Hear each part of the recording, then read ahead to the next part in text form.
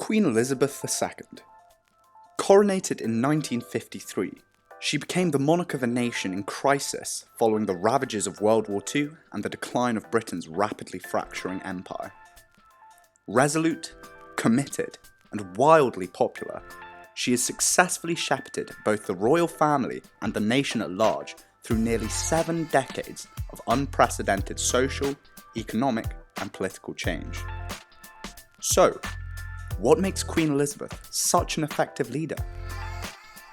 The Queen has mastered the authoritative influencing strategy. This strategy is all about exerting calm control, containing and channeling the fears and anxiety of those around you rather than letting it overwhelm them. The success or failure of the authoritative strategy depends on the ability to demonstrate clearly that you can resist being overwhelmed by a seemingly overwhelming situation, thus giving others the confidence to resist and persevere themselves. Even before ascending the throne, Queen Elizabeth demonstrated her capability as a strong and reassuring presence. In 1940, at the age of 14, she delivered a hopeful speech to the nation's evacuated children, and by 1945, she was serving in the armed forces as a mechanic and driver in the Auxiliary Territorial Service.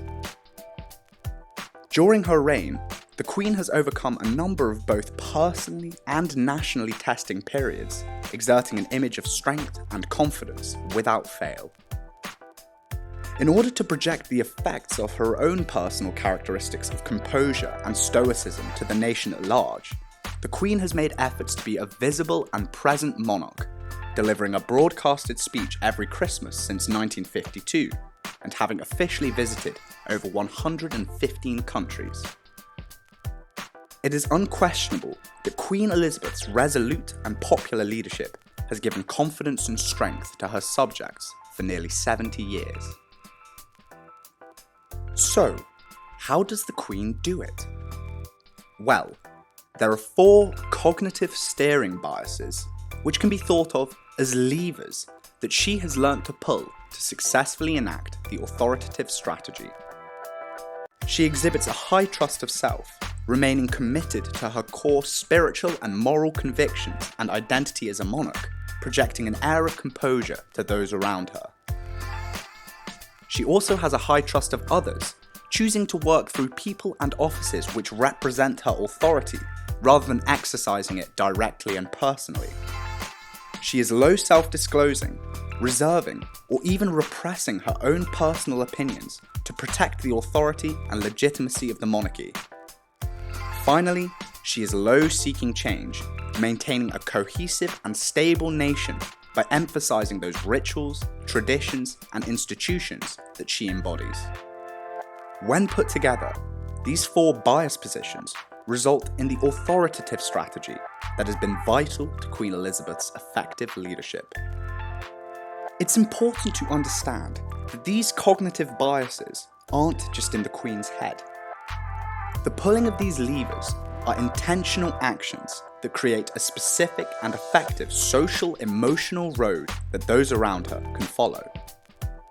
In creating this road, she steers her followers' responses, providing stability and strength to her subjects around the world.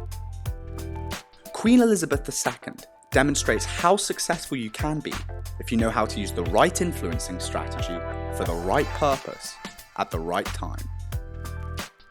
So, when is the authoritative strategy most effective in the workplace? A few examples include to reassure and create confidence in those around you when they are anxious, uneasy, or afraid. To firmly put an end to bullying or immoral behaviour. And to achieve high-pressure strategic goals as quickly and efficiently as possible. Keep an eye out for our next You Steer video, where we'll be pulling back the covers to reveal the secrets of another world-leading influencer. You Steer, data-driven development.